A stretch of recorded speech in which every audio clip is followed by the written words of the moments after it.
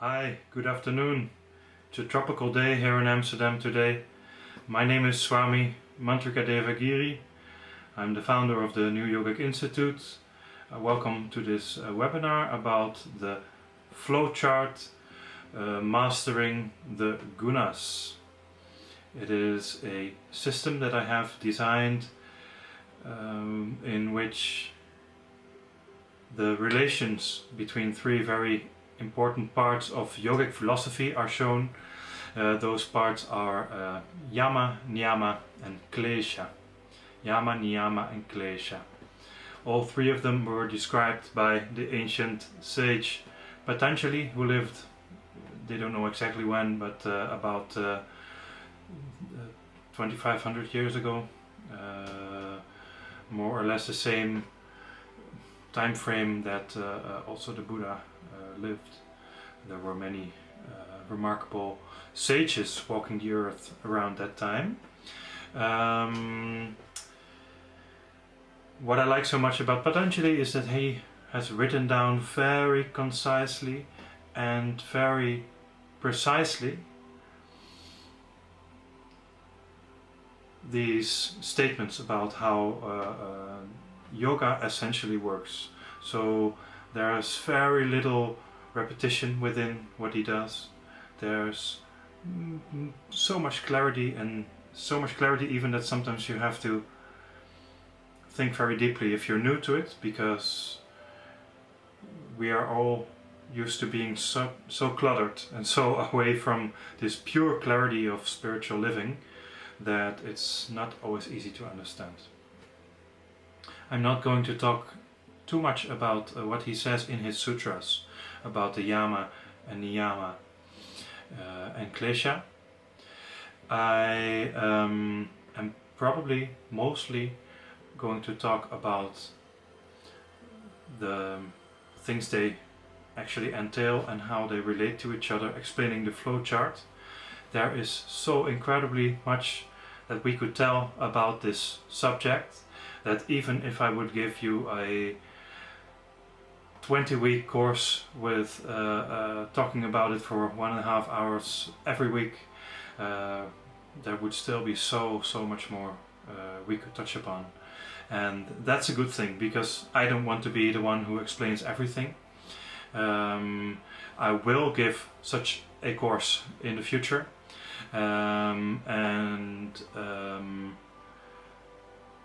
that will be interesting then for some people, and definitely come and listen.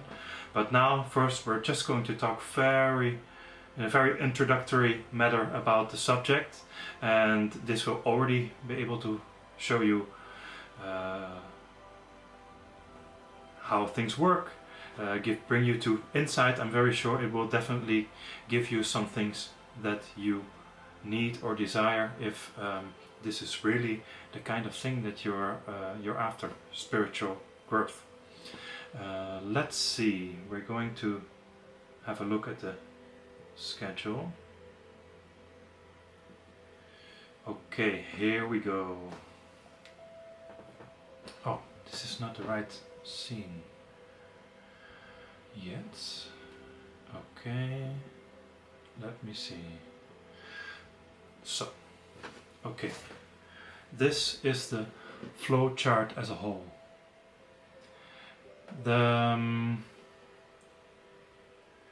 yama and niyama and kleśa are not usually linked to each other the way I do it today.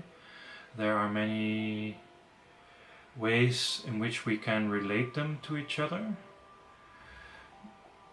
but I don't hear people talk about it in this way that often. Mostly niyama and yama, they have a very obvious relation, but relating them to kleśas is something that isn't always very obvious.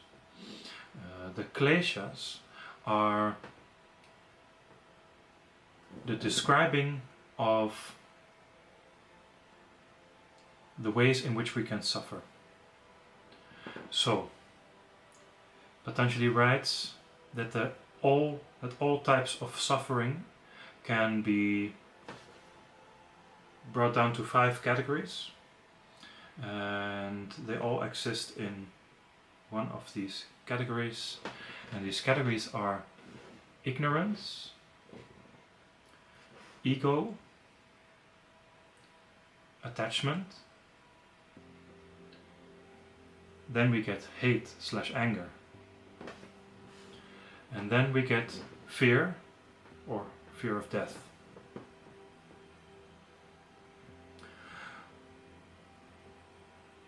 This is a group of things that can be caused within our consciousness. So the things we have done in the past, they have caused a kleśa to exist within our energy system. It's an impression on the karmic level, which becomes a memory, a type of whatever sort of memory. It comes up and it distorts our life from that moment. Ignorance, if we believe in it, hold on to it, and we're holding on to something that is not completely in line with truth. And then, because we hold on to it, we are no longer completely in touch with truth. A part of us is no longer in touch with truth. So,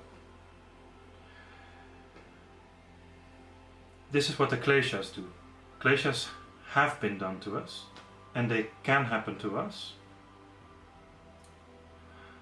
but they happen to us only through the next part. And for the next part we have to talk about yama. Okay, so yama is actually the solutions to very common problems and how to restrain your actions in such a way, to guide your actions in such a way that you can prevent kleśas in either yourself or in others to come to be. Because they can come to being whenever something happens on all sorts of levels. I've written down here on the right side of the screen the green line, the green circles. They are the types of, let's see, taking another sketch open, my field of vision here, so I can read it a little bit better from the screen to see the exact choice of words I have used. Okay, so I've written down not the yamas, the names of the yamas, but I've written down the thing the yamas are a solution to. So the exact opposites of yama. So I've called them ayama because a in Sanskrit gives the word, makes a word negative.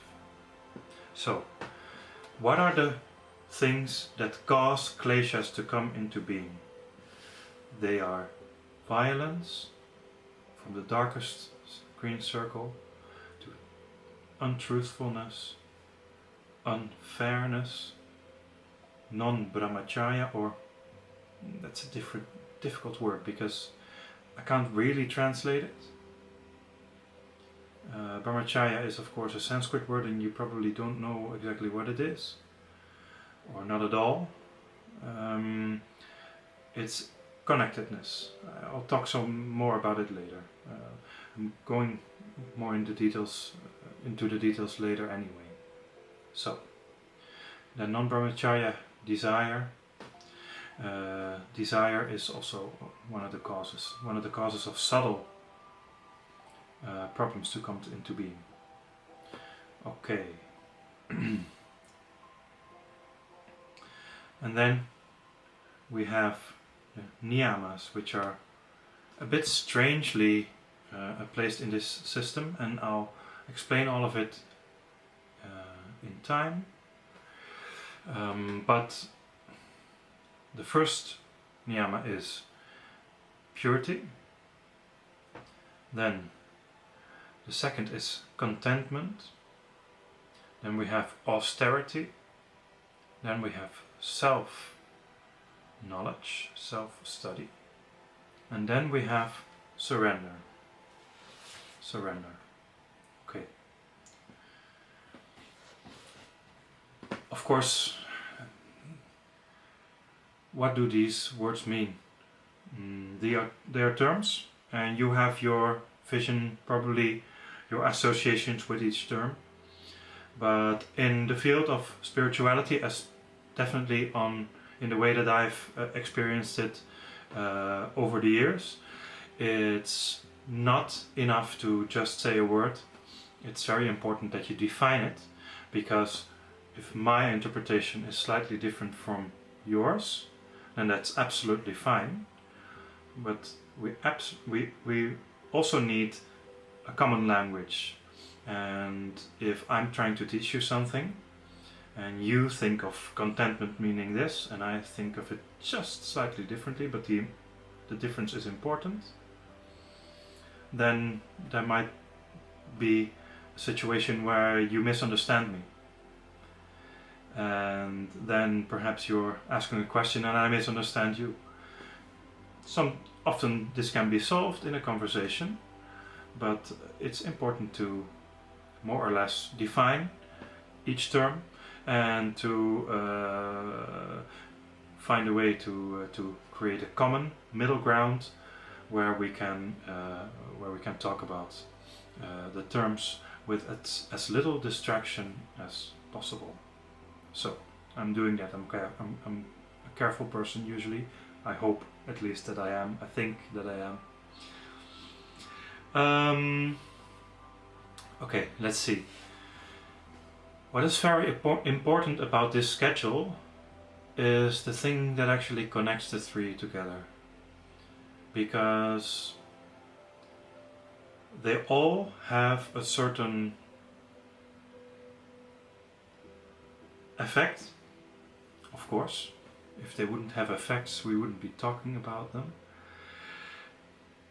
They all have effects, and these effects are exactly what I want you to understand if you use this flowchart. Because everything in life is energy.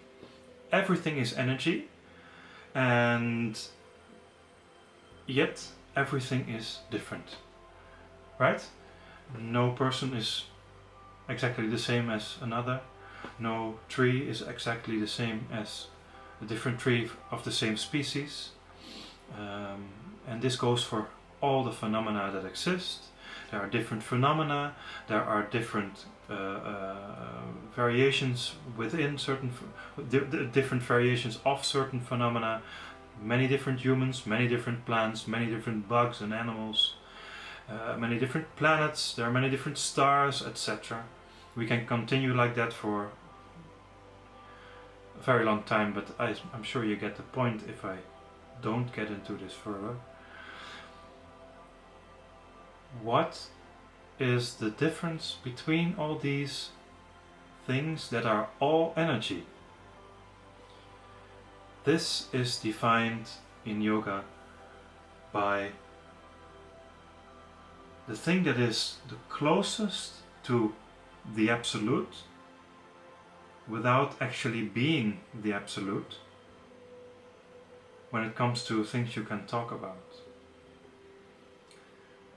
They are called the gunas, and they are so often used well, so often explained well, but I hardly see people who use them at all levels of their being to understand, who use the gunas from the grossest matter up till the substance that is right before the formless or absolute realm.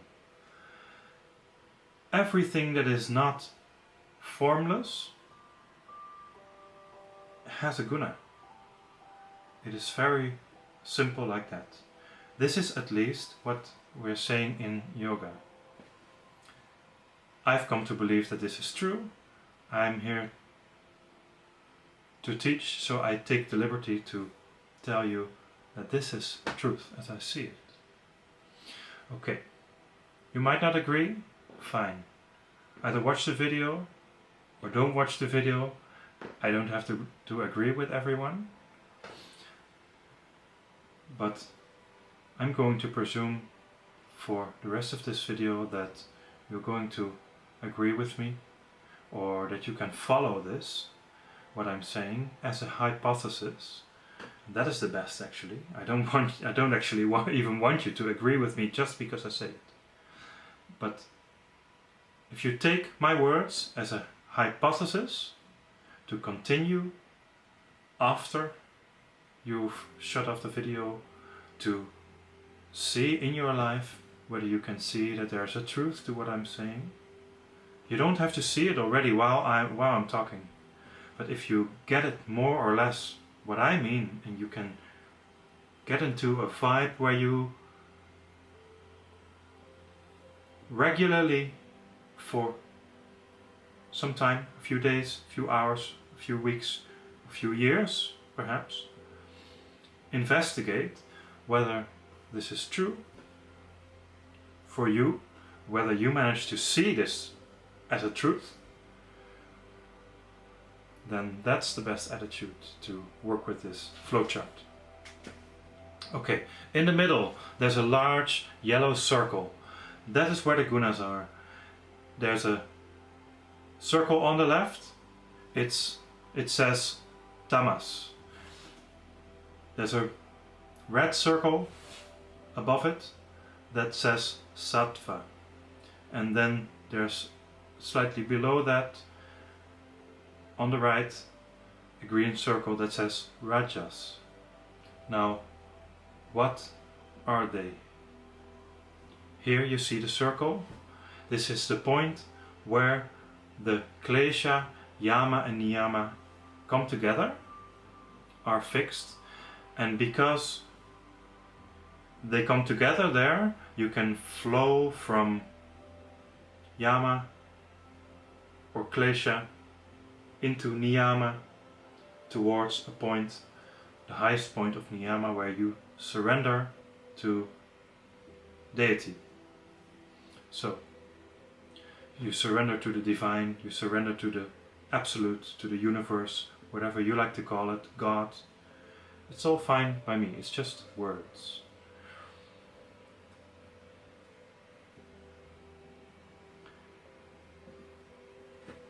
What are these gunas now? Beautiful Sanskrit words, but if they don't have any meaning for you, you can't use them. Okay. When you look at the essence of energy from the level of meditation, it's possible to notice that all energy streams have two streams in them. There's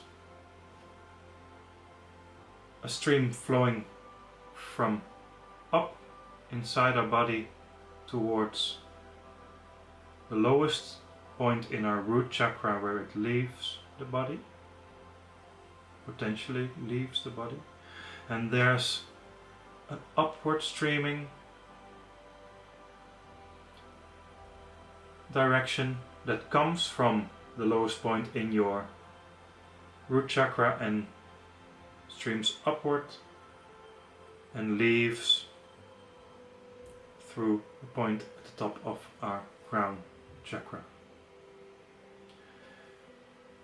The stream that flows down is called Shiva energy. The stream that flows upwardly is called Shakti energy. This is the same not only within our being, our energy system, but also within other energy systems, other beings, other phenomena. And depending on the phenomenon, they have a different balance. And they have not only a different balance in the phenomenon as a whole, but this goes even for each cell, each tiny part, each group of parts within any being, any phenomenon. And because of these different combinations of inflowing Shiva and Shakti energy, because of those differences in combinations, different parts are dominated by different combinations of currents. And these combinations, they are what forms the gunas. So, when there's a dominance of Shiva energy, we get a movement of energy that has a contracting quality. It pulls together. It becomes from thicker, it becomes narrower. This is why also our mind feels so spacious and our body feels so limiting. It's limited by many circumstances, many more than the mind.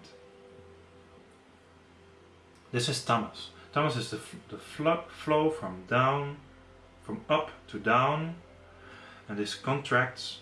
It is wide and then it is narrow. When sattva is the coloring of the dominant energy pattern, or I should say the other way around, when there's a perfect balance of Shiva and Shakti flowing inside a phenomenon, we call this sattva. This has a steady flow. It stays the same from here to there. Up to a certain point, all phenomena have a very large degree of sattva. Otherwise, they would fall apart, because everything that is constant is related to sattva. So, there's something constant about our physical body, right? We are staying together. Each day when you get up, your body is still hasn't fallen apart, right? Well, at least you hope. Perhaps you died during the night. That can happen, of course. But you get the point. That is sattva. So perfect balance of Shiva and Shakti inflow, or a more or less perfect balance, but perfect balance. Let's keep that picture in mind for now. And then there's rajas. Rajas is coming from the bottom up. It starts narrow and it ends up being wide. This is expansive energy. It's when you have a lot of expansive energy within yourself, you feel light. You feel like you're walking and you're almost like you're carried a little bit. When you have a lot of tamas and you walk on the same path, you will feel dragged down, heavy feet, you bending your back, difficult to place one foot in front of the other, etc. When there's sattva, you're in between, it's just normal. That's the image for now. Okay, but this is very, very important, because these types of energy flows, they are everywhere. Everywhere in our universe there's a contracting movement, mode. We call it modes of energy, because they are modalities that show the behavior of the energy pattern. So inside any energy pattern there's a combination of tamas, sattva, rajas, etc. It combines in certain ways which define the form that comes out. Also, tamas, rajas and sattva all have to do with directions in life, like back, front, up, down, left, right, etc. I'm not going into that in this video because this is a little bit off point. But all the things that shape the way energy behaves and in the end, when it's become materialized more, shows itself, they all have to do with tamas, sattva and rajas. Okay, so I'm going to keep this in mind for a while. I'm going to the next slide and I will tell you more about tamas, sattva and rajas along the way, because they are the things that define tamas, of yama, kleśa and niyama. So they all have to do with the dominance of one of the three, and together they are the process of one mode of energy flowing over to the next, one flowing over to the next. So you can move from sattva to tamas, back to sattva to rajas, back from rajas to tamas through sattva, or from rajas to tamas, or from tamas to rajas, overflowing from one state into another. And this is what the flowchart is about. There are behaviors of the gunas in our life. I'm first going back to the first picture for a moment. They all are behaviors of energy within our own field of consciousness. And if we want to dissolve, for instance, fear, we can use our understanding of the gunas to move from one point to the other.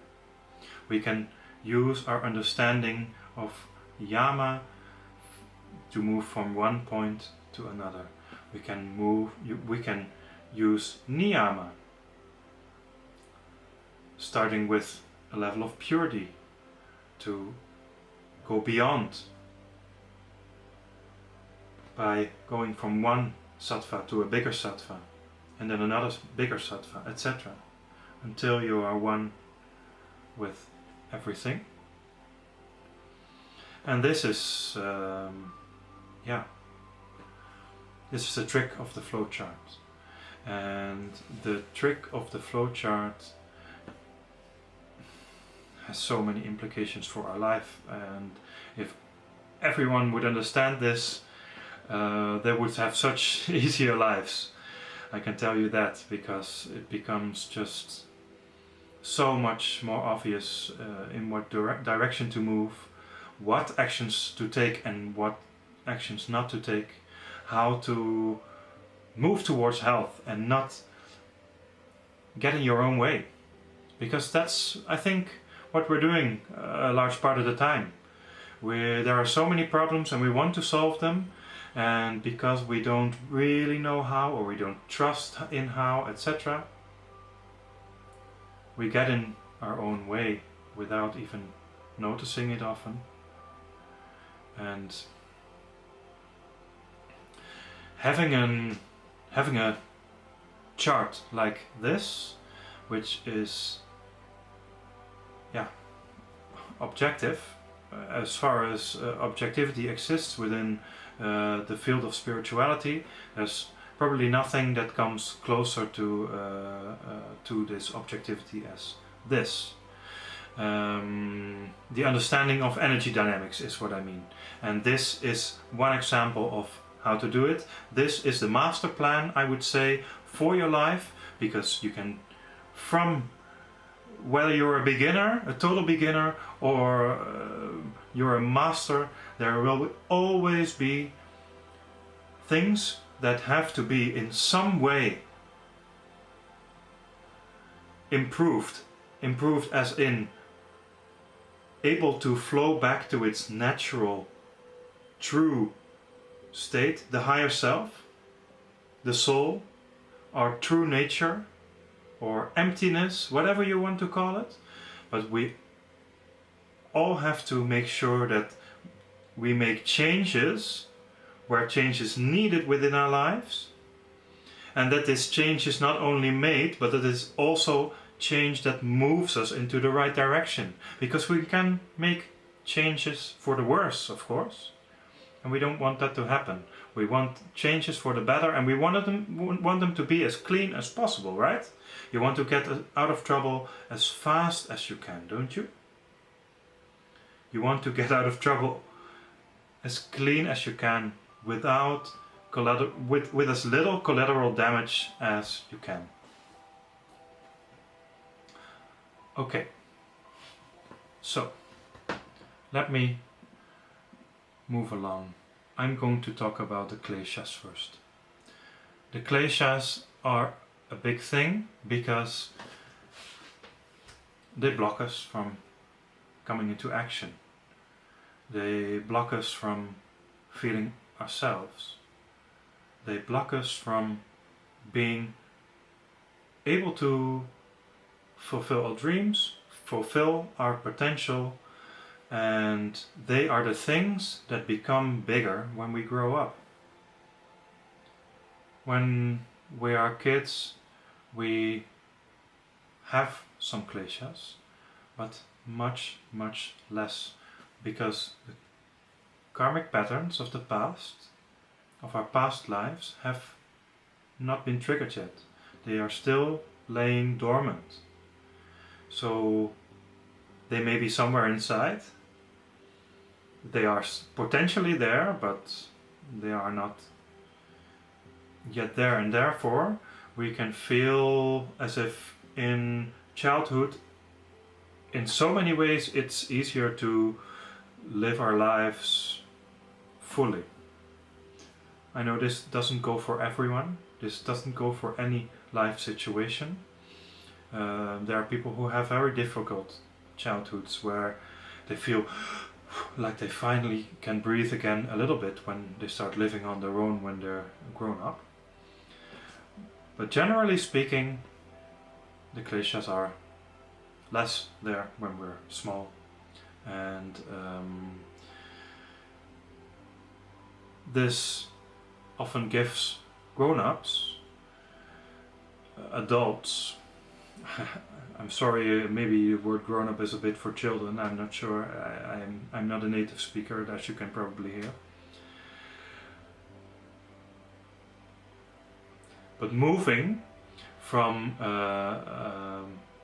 through these kleśas is much easier when you're a child, because they're less big, and when we're adults we often feel as if childhood was such a paradise. Childhood was such an easy time compared to life as an adult, and that has mostly to do with the kleśas. So the kleśas are a kind of ladder that works in both directions. When something happens, I have to talk about this in abstract terms. I hope that you can still follow me after a little bit. When something happens in your life that doesn't feel good, or that isn't completely right for you at that exact moment and exact place and exact time, then from our original state of knowing, the state where we are pure, we are incarnated, but we are not yet tainted by our problems. At a certain point within ourselves, we see the truth as it is. Then something happens, we get into trouble, and then ignorance is caused. Ignorance is caused.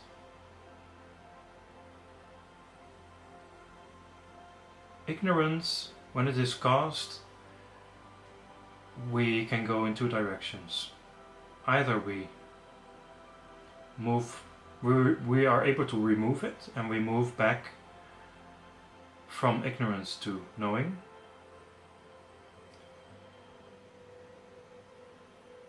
or we don't notice, or we don't manage to remove the ignorance, and we start building upon it. So ignorance becomes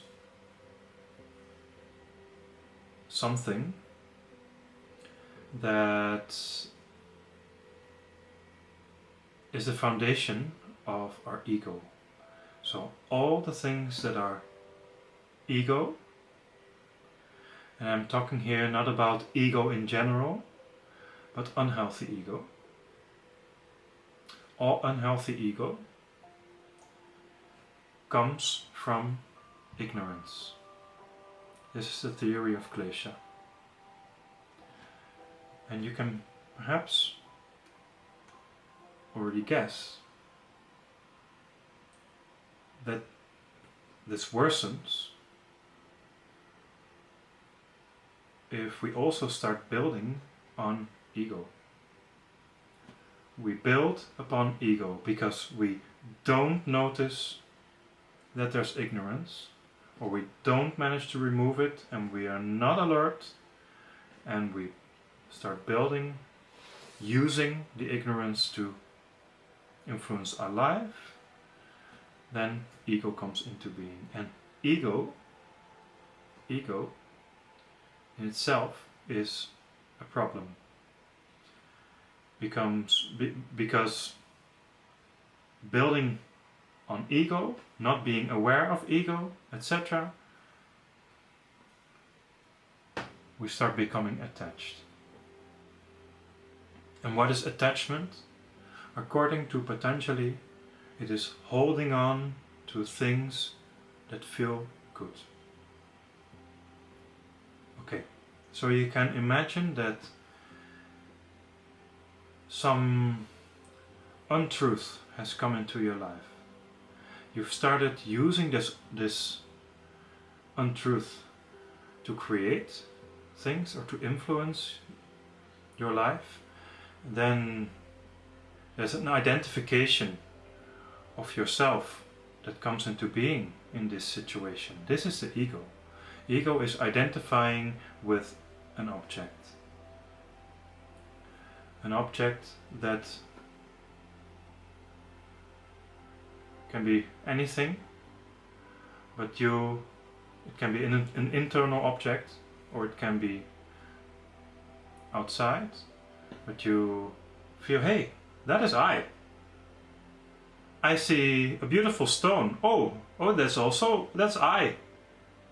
That's me. This sounds perhaps good if you think in terms of, I'm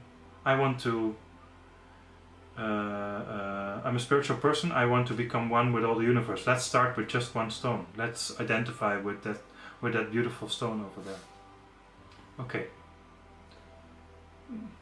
Trouble is there, but it's somewhat overseeable, perhaps.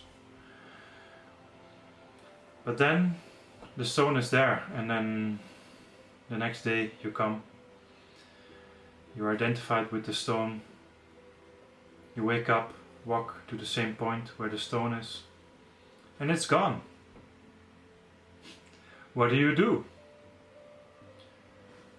Are you able to say, oh, okay, it was a very beautiful stone here, I wish it was still here, but okay, well, things change. Or do you say, oh no, but I want that stone to still be here. I enjoy that stone. I like it. If that's what you do, which is a very humane reaction, that's not what we're saying here. We're not going to say that it's not humane. But it's the way human problems come to be. Okay. Attachment is what you feel towards the rock. You feel identified with it and you don't want it to be gone. You want this enjoyment of seeing the beauty of the rock to be here. This is called attachment. And when this happens, you feel a kind of missing, or there's a little bit of sorrow. Just a little bit is enough. Just a little bit of sorrow that you wanted it to be there still. Then comes the next kleśa, which is holding on to pain. So with attachment you're holding on to the good feeling. But now, when we come to anger, hate, anger, we're not only holding on to the good feeling, we're also holding on to the bad feeling that was caused by the good, any bad feeling that was caused by the attachment. Because perhaps the attachment was already there for a long time. Perhaps we were there 100 times before the day that the stone was moved, right? The attachment was there all along, but because you came back every day or very often to see the stone and enjoy it. The attachment was there. Then one day it was gone. You're missing it, and now you have a repulsory feeling. I don't want this. I don't want this pain. This sounds like you're ready to let go of the pain, but it's actually doing the opposite. You're holding on to the pain because you keep making it the center of your attention. This is hate, this is anger. And when this really becomes very big, when we give a lot of attention to this bad feeling of not wanting to miss this beautiful stone of the example, then one day you may even find yourself so heavily influenced, like you turned so heavy, like your feeling has turned so heavy because of all this missing of this beautiful stone. It's a bit of a ridiculous example, I get that, but you will know what I mean.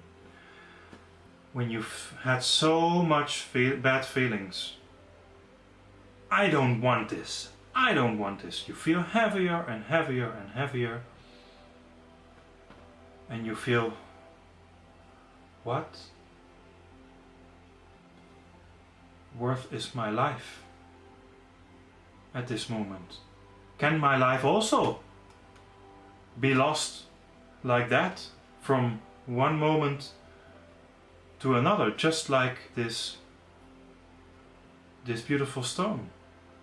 And then you're clinging to life. You're clinging to life, and that is fear or fear of death. So Patanjali says all types of fear are a form of clinging to life. And he also says that when there is fear, there has always been a build-up process from ignorance to ego to attachment to hate, anger, to the point where we unfortunately are now, fear of death. So this is, broadly speaking, the theory of kleśa. But what's also the case is that whenever we are moving from fear and are overcoming fear, we are moving exactly the other way around, and we're moving past all those other points. And moving past all those other points, we have a moment where we feel anger, repulsion, not wanting to accept.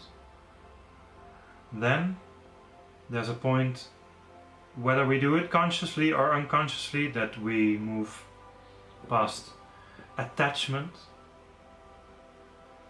and then we realize that it was us who had a part in the problem. This is the giving up of ego, and we start seeing the ignorance that was there, the ignorance that caused us to have a part in the problem. And then, if we start seeing the ignorance, we can start doubting it again. And when we can start doubting it again, we can move out of it to knowing. Knowing is a form of purity, but I'll get to that later.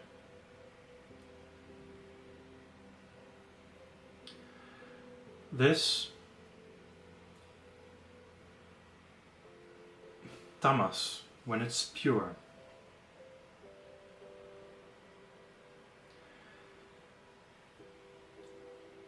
it's not a problem. It's not a problem that there's a Shiva dominance.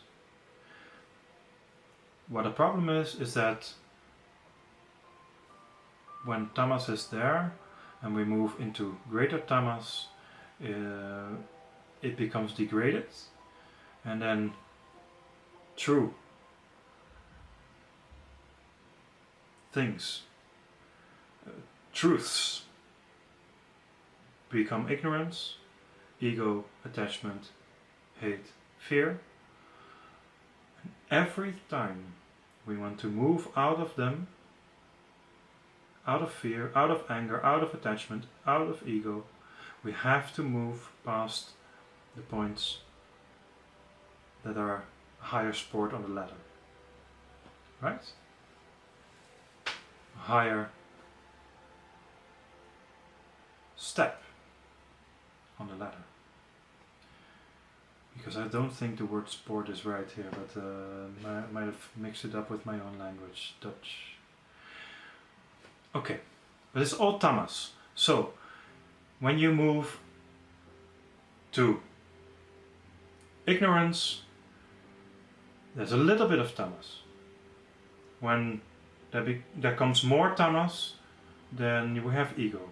When more tamas comes, we get attached. When even more tamas comes, we will get angry. And then, ultimately, we will be on the level of fear. At a certain point, right? We don't have to be all completely fearful like in the example. It's a strange clinical example, a bit too clean. In reality, we have many fears, and we have many places where we're not fearful at all. Usually we're not fearful to go to the bathroom. Often. Most people don't fear this. Some people might fear this when they've had a very, very bad experience that's connected somehow to going to the bathroom. But those people who are not afraid of going to the bathroom, they might be afraid of going to the kitchen, because maybe this morning they dropped the knife on their foot. Wow. No, sorry, that's a bit violent. There's maybe, I don't know, something is there. I'm just giving a weird example. But you get what I mean. All these parts where there's tamas, and the tamas gets bigger and bigger and bigger and bigger, then we have all the kleśas that will come past. And then on that point, all the kleśas will be touched. On another point, they will, etc. We're moving into this. And this all has to do with Shiva energy. So, Shiva, there is Shiva energy is necessary, Shakti energy is necessary for things to come into being. They both are necessary for things to even exist. Existence is not even a thing when there's not Shiva and Shakti energy. But then it needs to be balanced. When there's too much in a certain place of Shiva energy, then we get ignorance, ego, attachment, blah blah blah. Kleśa, kleśa, kleśa, kleśa. And then we have to unspiral. We have to develop. This is what the word develop means. Something has become completely enveloped, and we unravel it. We develop it until it's back to a state where it is pure. This is more or less the kleśas. What can you do with this in your life concretely? If you have a fear, you notice you're fearful in a certain place in your life. Perhaps you're afraid of heights. If you're afraid of heights and you encounter a situation where there's heights, you should make yourself a little bit angry. So, you're making yourself a little bit angry. And you don't accept that you're fearful at this point. Okay? So, you have the fear, but rather than holding on, overly holding on to life, which is fear. Fear is overly holding on to life. We decide to not do that anymore, but we go hold on to pain for a moment. Okay, it is painful. It is painful. I feel pain when I'm standing here. I feel pain. That's what causes me to be fearful, but I don't want to keep this. I want to move from being fearful to just being attached to something. Okay, so fear of death, fear of heights. We make ourselves angry and we don't accept anymore. But what then? Should we stay angry? Will that solve anything? I don't think so. Okay, so we move from this anger to realizing that we are attached to a certain kind of ease. The ease of not being perhaps on the edge of a cliff. Right? We're standing on a cliff. That's something that could cause fear of death. We don't want this anymore. We accept that we feel pain, the pain of suffering there, the pain of experiencing the fear. We say, okay, no, I don't want this anymore. We often have to put a very firm energy there. So, no, okay, to make it move. Then we realize we're attached to the comfort. We're attached to the comfort of not being in such a place. Why? Why? Okay. I know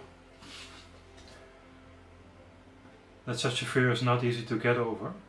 I've had a lot of experiences with that myself, and I can't even say that I'm completely over it. But I'm working on it. And this is the kind of thing that helps me. That is the kind of thing that will help you. Because when you realize that you're there because you like the comfort, then you're ready to move to the next step. Okay, but I'm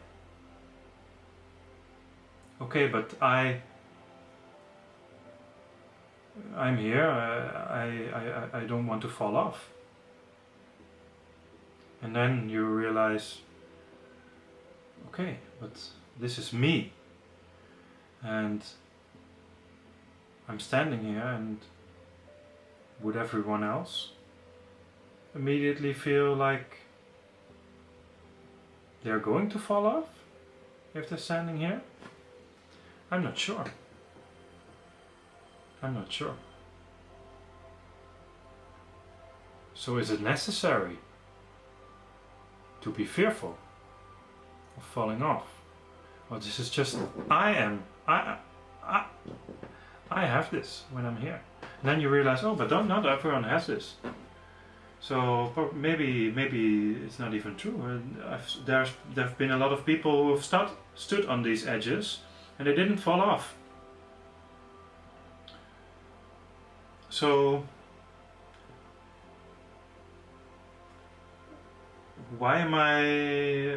is this even true? Is this even true?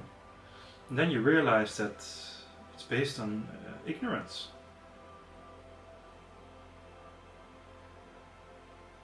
And then in this way, you move out of it.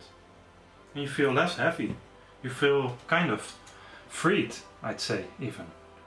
Because you're able to stand there on the cliff and you realize that it's not really going to happen, probably.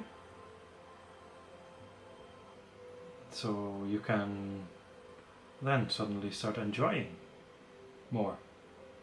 Perhaps not completely. Because often fears, like the one in the example, fear of heights, for instance, is a very, very abstract and deep fear that takes a lot of instances where we walk out of our fear through the ladder of the kleśa theory.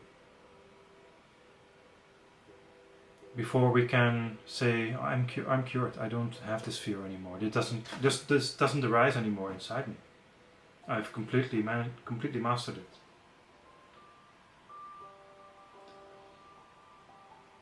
So, a lot of times, tiny steps. From fear to anywhere. If there's just something that makes you angry,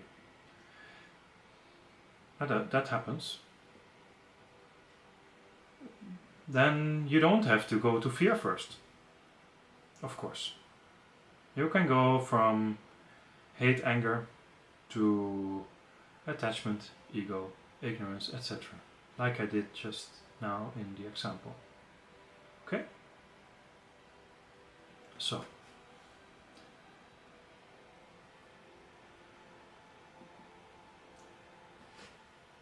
we're going to look for a moment at yama and ayama. They are the things that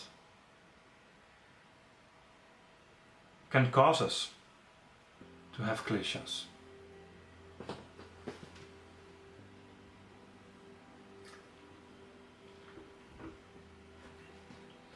They are the things that can cause us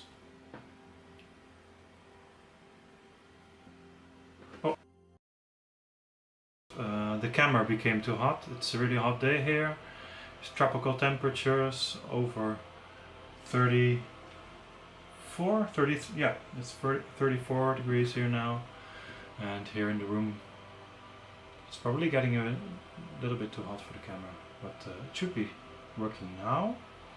So we're continuing our exploration of the master flowchart, the flowchart Mastering the Guṇas. That's what I called it. Okay.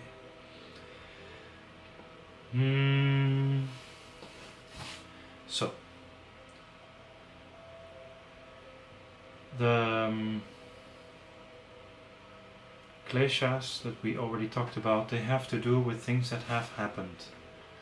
They have happened in the past. Right?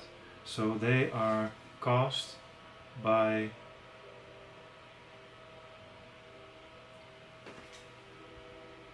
I'm moving one slide. They are caused by tamas. They are caused by contracting energy. So when you begin at the top, at the circle where it says tamas, it's a little bit behind my webcam behind my webcam image, but you'll see that it is there and that it becomes darker and darker and darker. This is to symbolize the contracting energy of tamas. Okay, so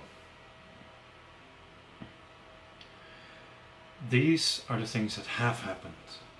Then things that are going to happen.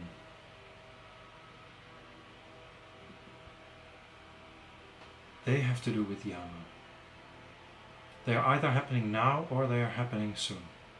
Or they are happening at some point later. They all have to do with rajas. So they're caused by expansion of energy. So from the highest circle, where it says rajas, moving down into the darker circles every step, this is rajas getting more and more intense. So expansive, expansive, expansive, expansive energy until it's too much. When is it too much? This is exactly what I'm going to talk about. There are various degrees of too much. So I'm going to call the words that are here, I'm going to call them ayama. I've told you this already. So a form of ayama is desire. So if rajas is there and it is pure, it's okay. It's just Shakti energy doing what it does, uninterruptedly, constructively, etc. But when there comes a disturbance, an overkill of some sorts, subtle or coarse, it becomes a problem. And the first step of rajas becoming a problem is that desire arises within us. We desire something. Perhaps we desire to have a look somewhere. We see a door, don't know what it is, don't know what's behind it. We feel a desire to look behind it. Okay. When we have such a desire, things can go right. Not all desires are bad.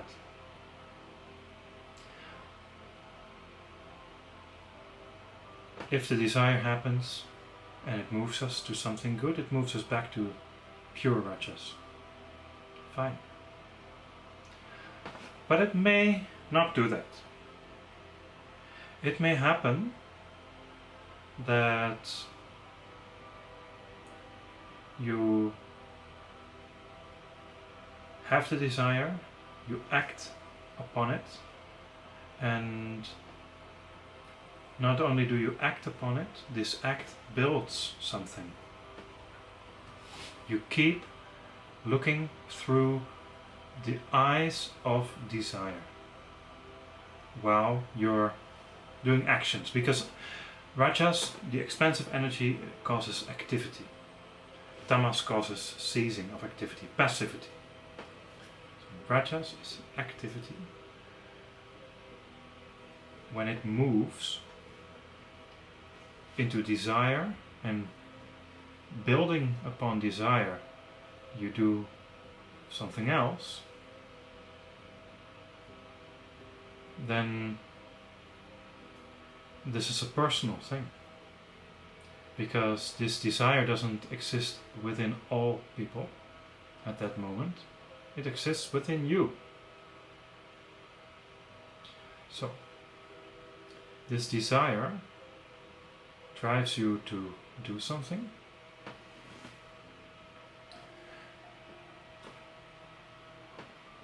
and you are then driven by something within yourself, within your personal field. That doesn't necessarily have to be the same direction that other people are moving into. If it would be pure righteous. Not necessarily because other people are doing it. It's not the story of if 10 people jump off the bridge, I'm also going to jump. It's not that easy. Generally speaking, a lot of things are going into the right direction. If you're choosing on your own and moving from a desire and using the desire to propel you further into action, it might happen that you stop seeing whatever you encounter as the divine thing that it is. This is non-brahmacharya or non-connectedness, deconnectedness, disconnectedness. Brahmacharya is a strange word that has often been used to describe sexuality and especially celibacy. But it goes much further than that. Brahmacharya means to use God as your teacher. So basically to see everything you encounter as divine. Okay. If you're acting from desire, then this desire may cause you to no longer see the divine in the other person completely, or in the other phenomenon, maybe a place also.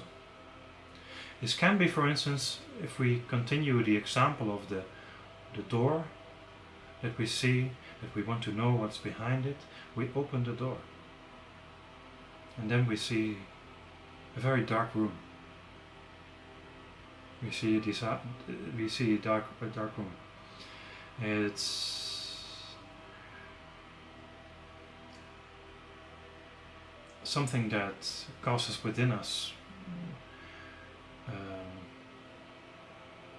perhaps something that we're not really looking anymore. We see this darkness, and we don't see it for just darkness.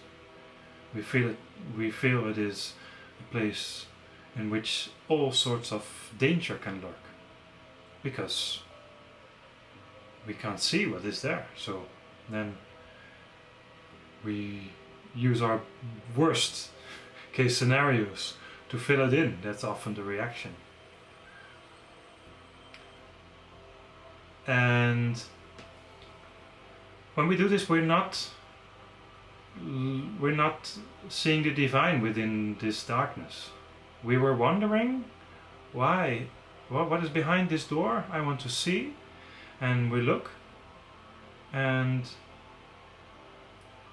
we're not letting ourselves. We see darkness, and we think, oh, let's close the door again now, immediately. You're not seeing it as divine.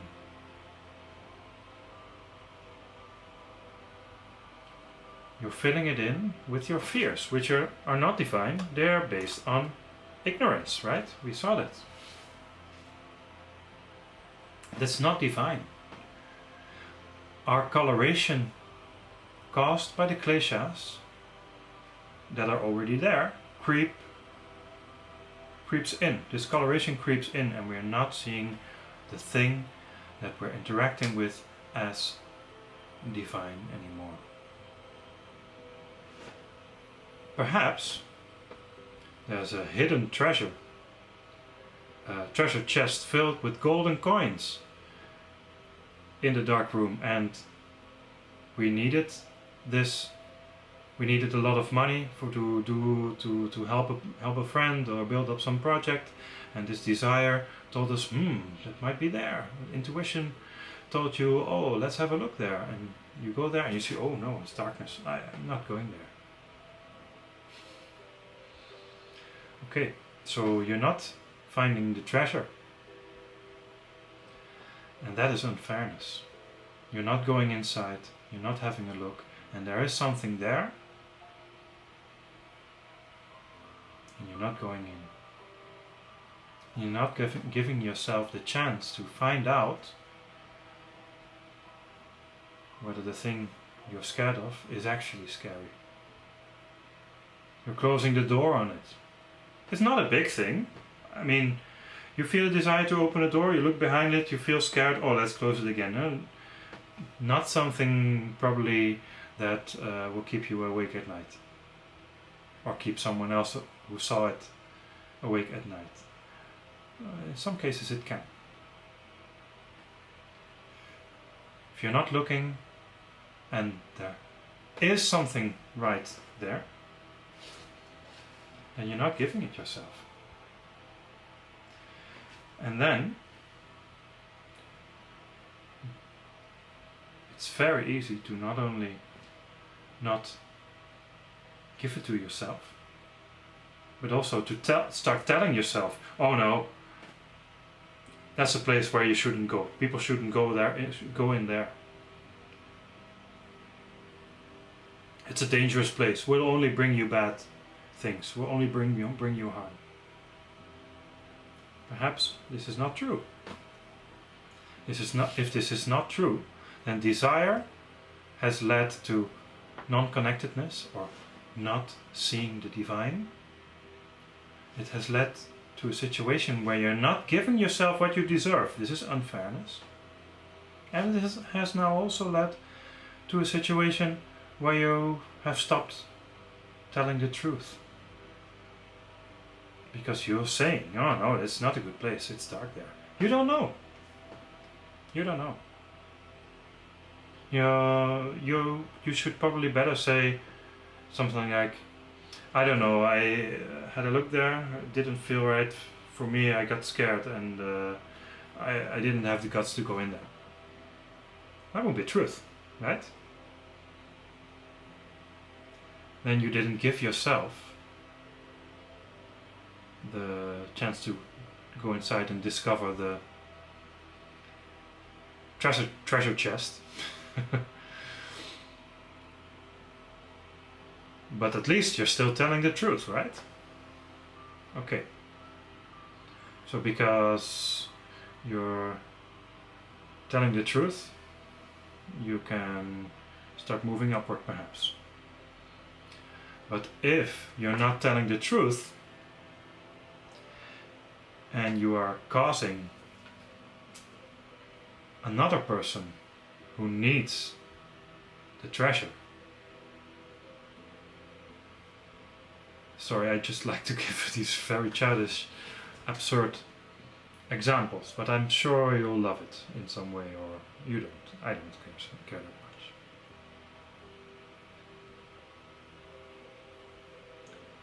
You cause, by telling this untruth, you cause the other person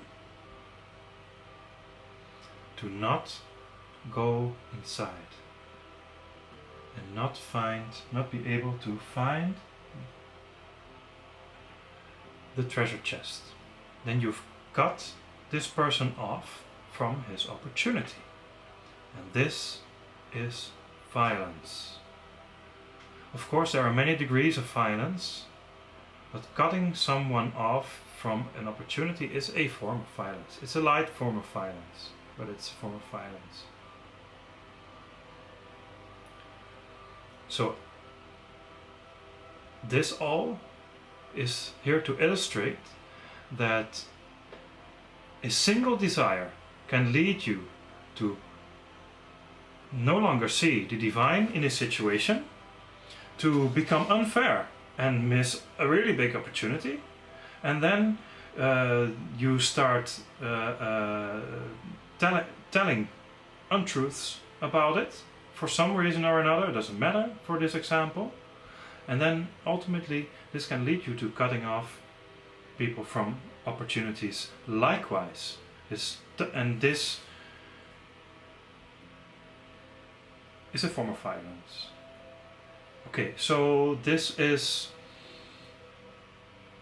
a sliding scale, just like with the kleśas, and you can use the yamas to move out. So the opposite of violence is non-violence. The opposite of untruthfulness is truthfulness. The opposite of unfairness is, of course, fairness. Giving the other what they deserve. Giving yourself what you deserve also. And then the opposite of non-brahmacharya is brahmacharya. It's seeing every situation as something to learn from. Because this is in essence what seeing the divine as the divine, seeing a thing for the divine thing that it is about. It's simply about being fully 100% open to learning, to interacting, fully open to engage. And of course there are situations where you say, no, I don't do it, and perhaps this can save you violence. Perhaps this can save you untruths. Perhaps this can save you unfairness towards yourself or others. Absolutely. There are many ways in which you can interpret this. But always there's a sliding scale from rajas, that is pure, to desire. Then no longer seeing, no longer learning, no longer fully engaging. So this is why I use the word connectedness. No longer fully connecting with the thing. Then unfairness, untruthfulness, and ultimately violence. Okay, moving out of this, we were stuck at non-brahmacharya, and then there's aparigraha, which is the Sanskrit word for desirelessness. Desirelessness is not desiring anything for oneself. So no personal desires. Only personal desires if they serve the higher good. If they bring good for yourself and others. If they improve something. That is the trick. So, I'm moving a bit fast through these subjects, and I said it in the beginning, there's endless ways of talking about these things. Absolutely. But we have limited time, and we're talking about it in limited time now, and you can always come to a course about it, or send me a question, or ponder on it for yourself for a while to see if you can find answers.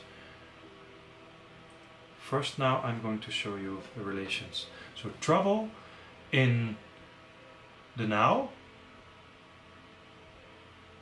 can come through actions, through kleśas, so arising kleśas that are activated, and in the future it can only happen because of your actions, because of I'm not saying it right. In the future it can happen also because of both. It can happen because of your actions, and it can happen because of the kleśas that you haven't removed. But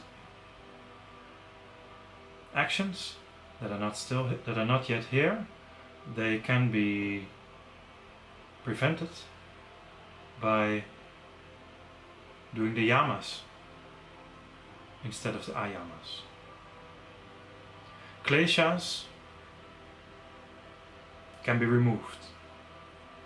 This is tamas that you move in the opposite direction. So actually the removal of tamas happens by its opposite energy.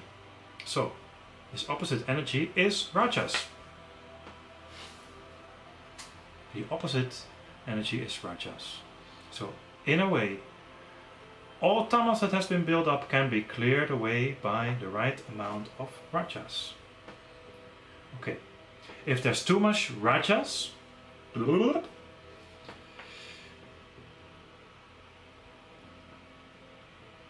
then we can choose to no longer act with such rajas, but we add a little bit of tamas into the mixture to balance it out. And that is what the yamas are for. The yamas are doing the opposite of violence, untruthfulness, etc.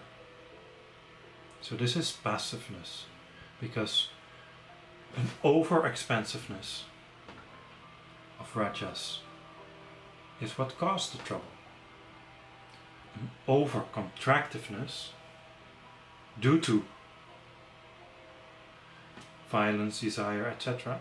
in the past have caused the kleśas to come into being. So, if we manage to apply the yamas, if we strictly adhere, or let's say it a little bit more positively, if you intelligently and dedicatingly adhere to yama, then you won't cause new kleśas in yourself and in others. And if you remove the kleśas, then there's also no reason for trouble. Then you're at a certain level of purity. This purity is pure tamas, pure rajas. This could also be described as the right amount of tamas rajas at the right place in the right time. This is also the beginning of niyama. This is purity, the level of purity. I'm going to pause for a little moment to get a drink, then I'll come back and talk further. Alright, so back again with a little bit more water on this hot day. Let's see. So, purity. When there's purity, there is the right thing. It's the right thing at the right place, in the right proportions, etc. This is a prerequisite for contentment. Contentment is sattva. It's harmony. It's a feeling of harmony. So, in a way, on the level of purity, there's already all three of the gunas: tamas, rajas, and sattva. But this sattva is really settled when there's contentment. You cannot be content if there's something impure.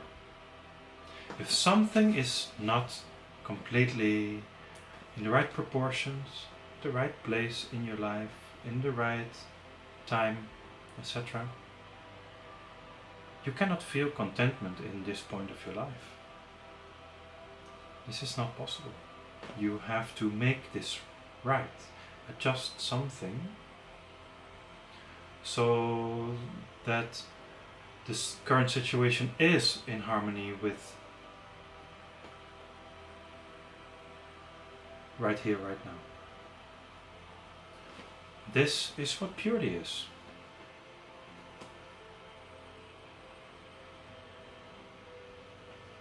Purity is right proportion, right here, right now, right place, right time, etc. So always when you feel discontentment, there's something to make right. There's something to more precisely align. There's something which needs a little bit of adjustment, which is right but not completely yet. There's perhaps a slight bit of ignorance, or there's a little bit of desire into the mix. A little bit of ego, or a little bit of blah blah blah. Kleśa or yama. Contentment is knowing that there is sattva. Knowing that you can rest up to a certain point. It also has to do with gratitude. Being glad that you got what you got. That there is what there is. That you have the partner that you have. That you have the friends that you have. That you have the house that you have, etc.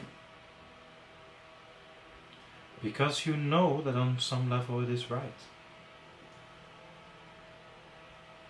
You know that on some level it is right.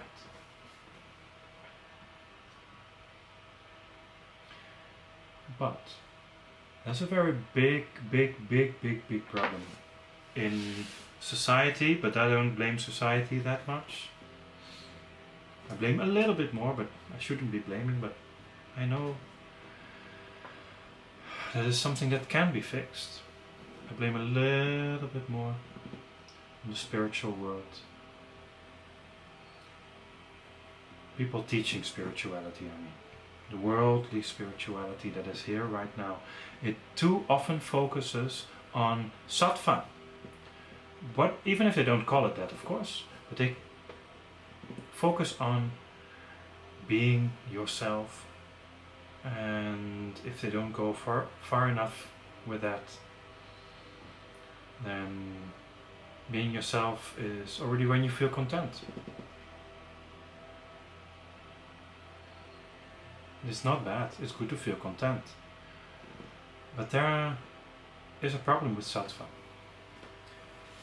Because if you hold on to sattva because you're content, this can already start degrading into kleśas or desires. So if you're content with something, you can become attached. You can think you're one with it. You tend to form thoughts based on this contentment, even if there's some impurity still. The contentment is not complete. We tend to think that if we are content, contentment goes for all our life. But there may be things dormant, there may be things that we overlook, etc.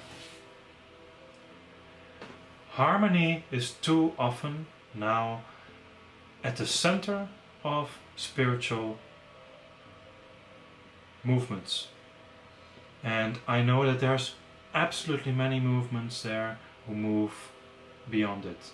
And there's many individuals also within movements that are not always doing it well. There are very many individuals who are doing it well just because they get it for themselves. This doesn't mean that I shouldn't explain it within this chart, of course, right? What I'm talking about is harmony here.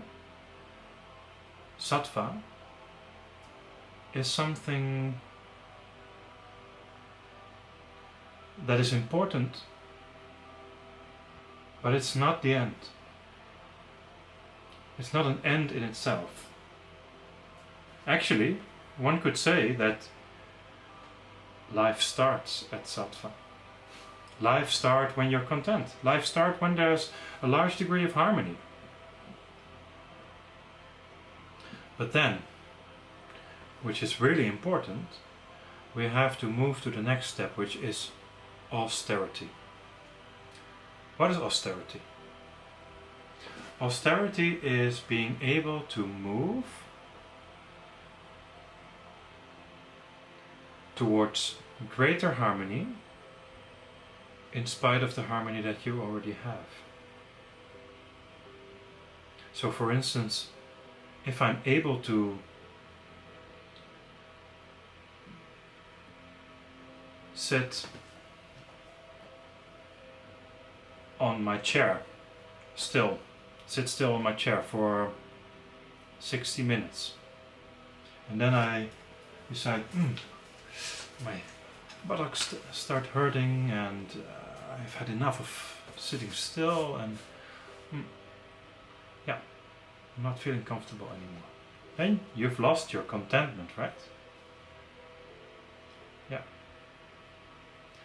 But what you can do is start with what you are content to do.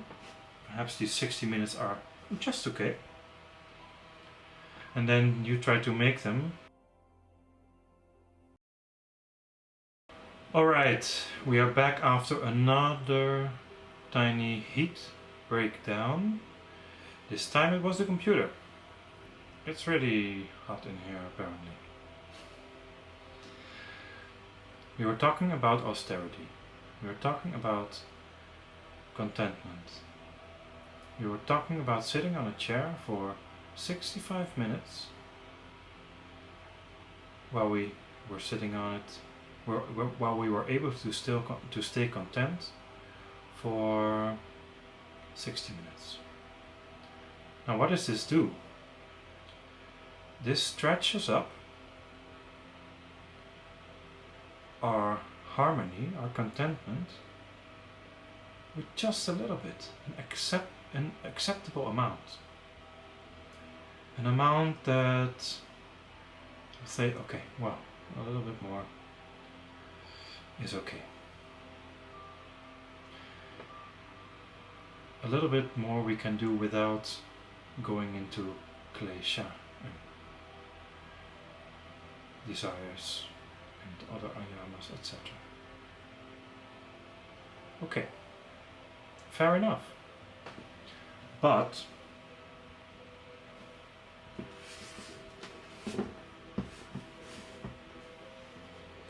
now there is the next thing. I lost my train of thought for a moment.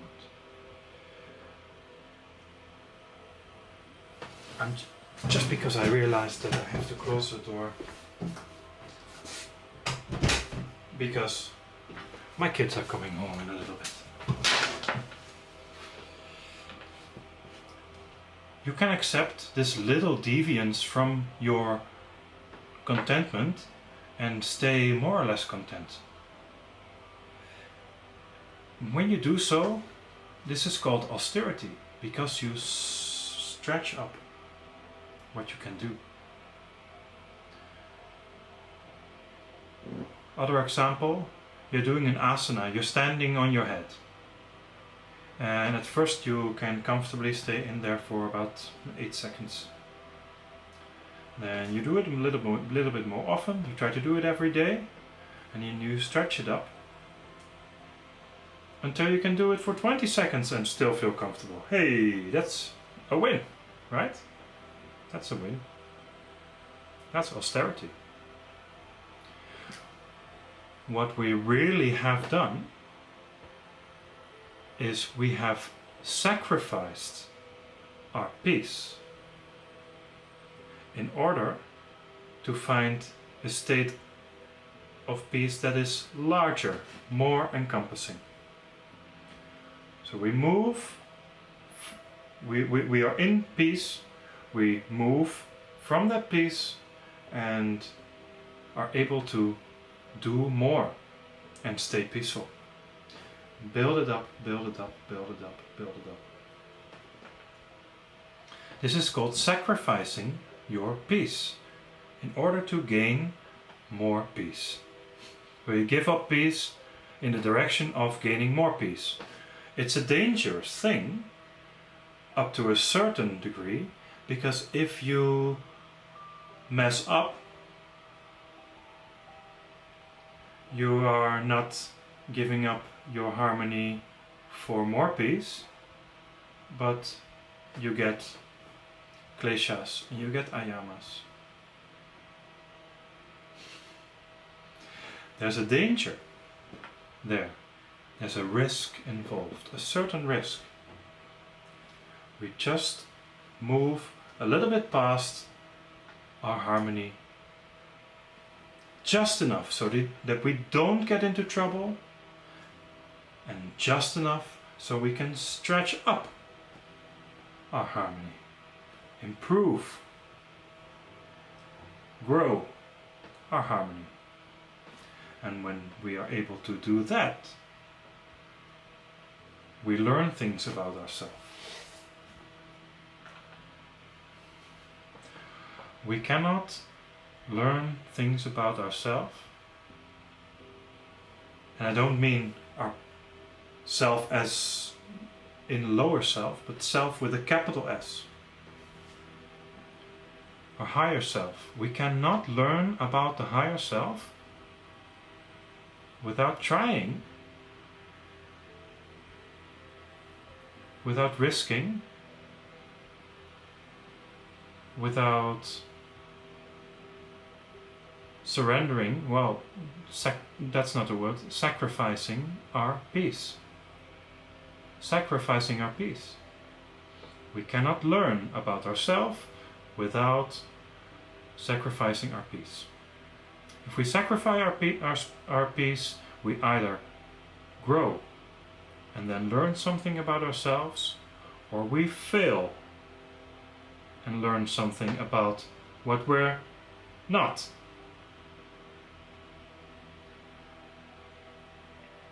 The danger involved here is mostly in that when we're learning what we're not, we may think that, wow, the situation is actually showing us what we're not. We identify with it and we tend to think that we are that, which we're not. So we get involved, identified,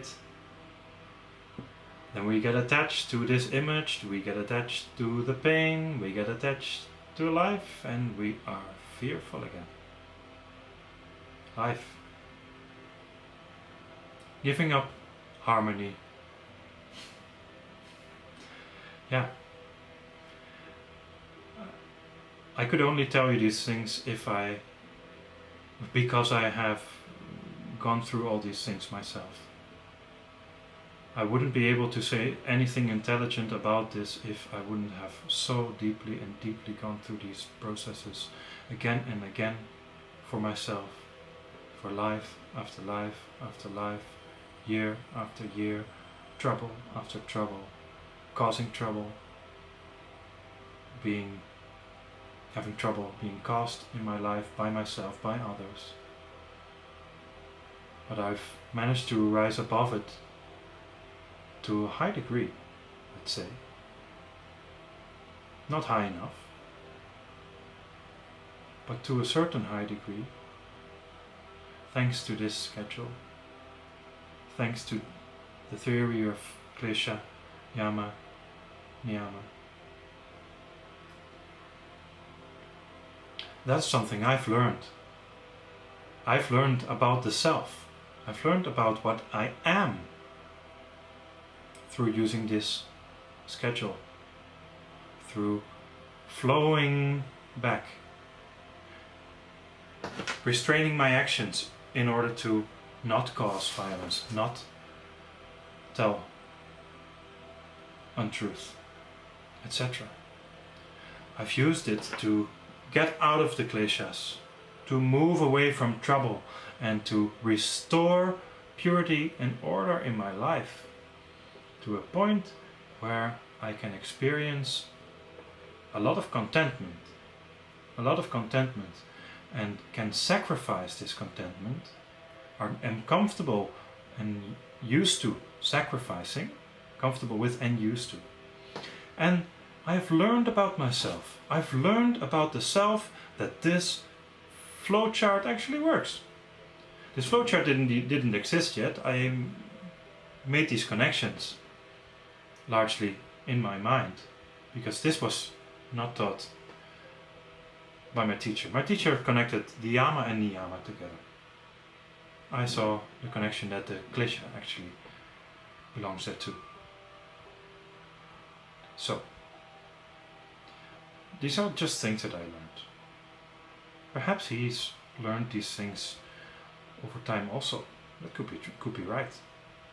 But the flowchart is something that I came up with, and that's just something I'm saying to illustrate that you gain self-knowledge by walking through this schedule.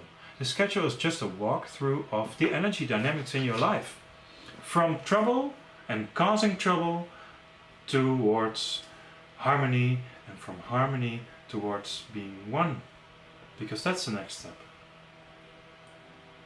If you have self-knowledge, you start becoming one with the things you rightfully desire to become. The divine values, divine qualities that you want to bring more of into your life. Because you know where you have them, you know where you don't have them, you build up towards them, find a degree of purity in them, you sacrifice it, grow it, and then you have more. And ultimately, through this self-knowledge, you can keep direction towards what you want to develop. You don't only have direction, a sense of direction of where you want to go, but you also know how to keep it. This is what self-knowledge is for. And then, with this self-knowledge, self with a big S, again, capital S. When you have this, you surrender to it.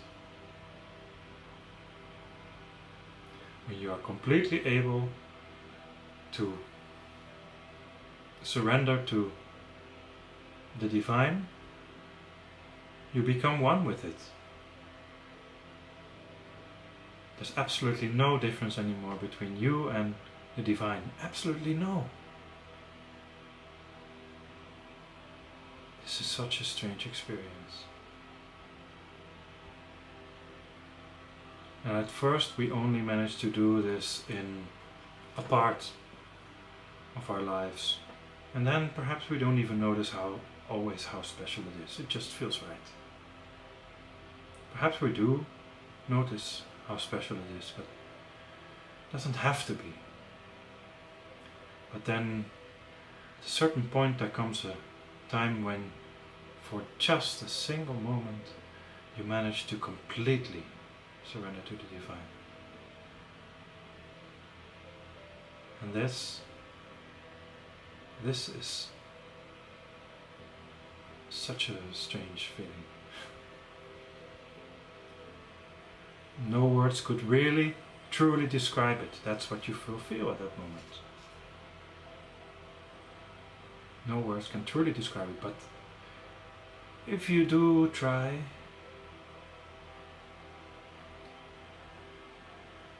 words that will feel like they are actually lacking to really say what is happening would be something like I feel infinite, I feel like I'm one, I feel like there's no distinction anymore, I feel like etc. But you should watch out with these words, I mean, because they are a form of self-knowledge, and they are not surrender. And those words can keep you from surrendering, because you will surrender to the words instead of what is actually behind them. That's a mistake that happens to everyone on the path every now and then. Or especially in the beginning, later becomes a little bit easier. Everyone, probably everyone, maybe there's someone who doesn't. Okay, fair enough, maybe there is. Don't want to cause ignorance. I have to be truthful, perhaps there's someone who doesn't. But many do, and then they hopefully climb up again.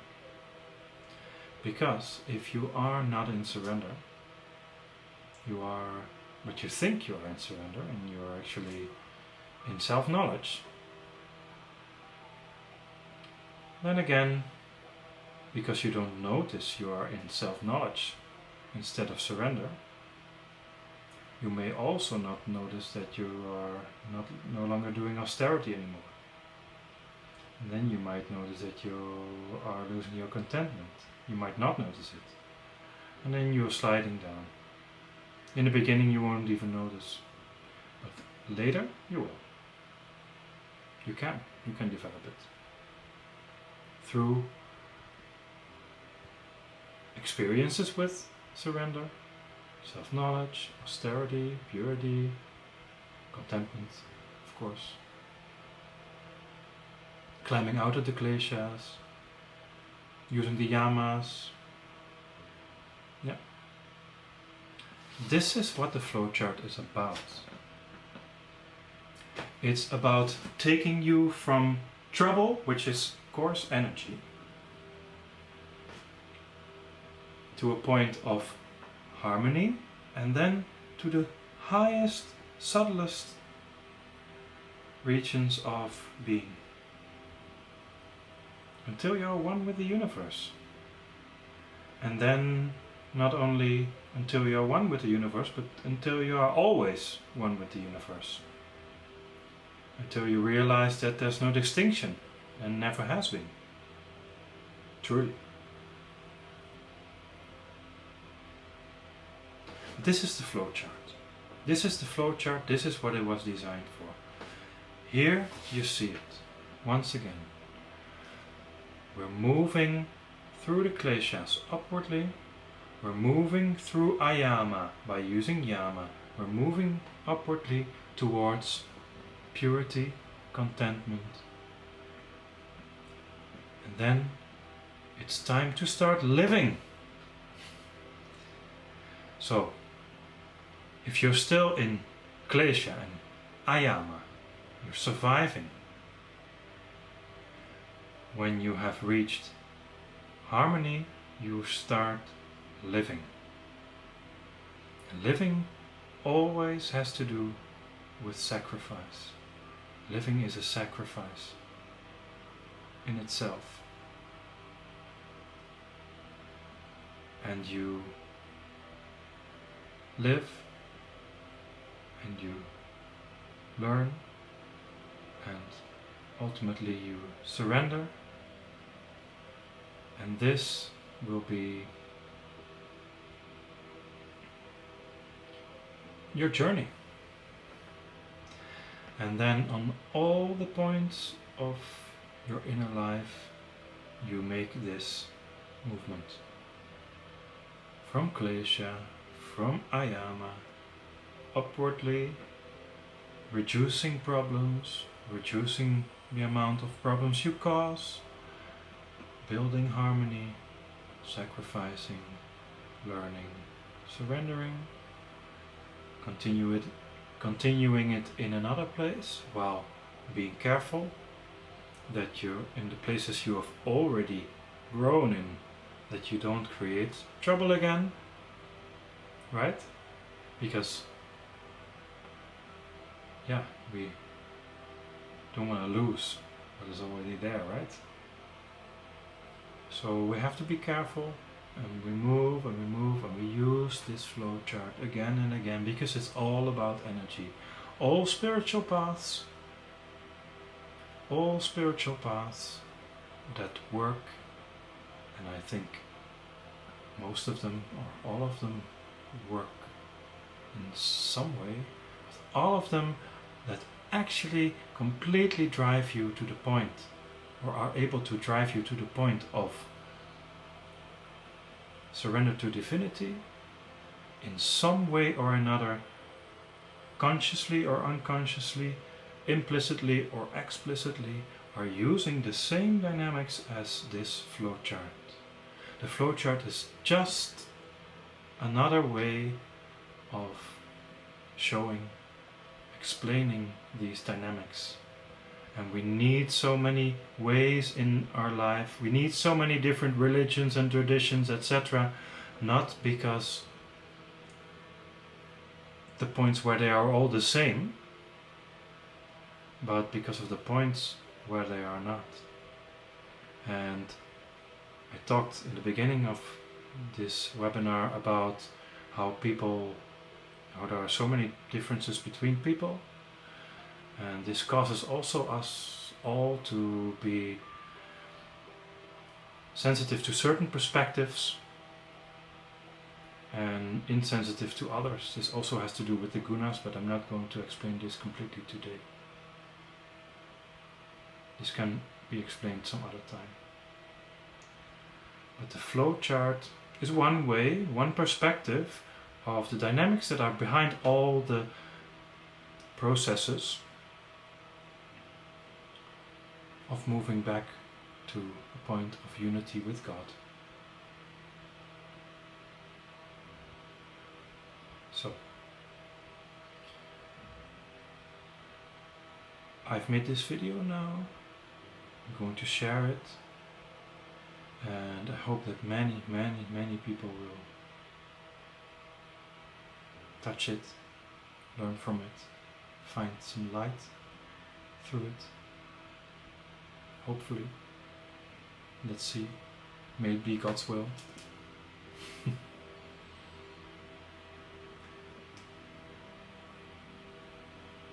If you have questions, send me an email. Come to my course. I will be presenting many courses over the coming years, I hope.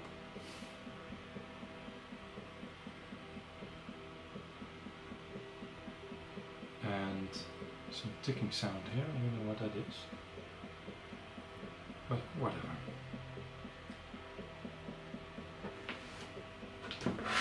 Oh, it's my phone.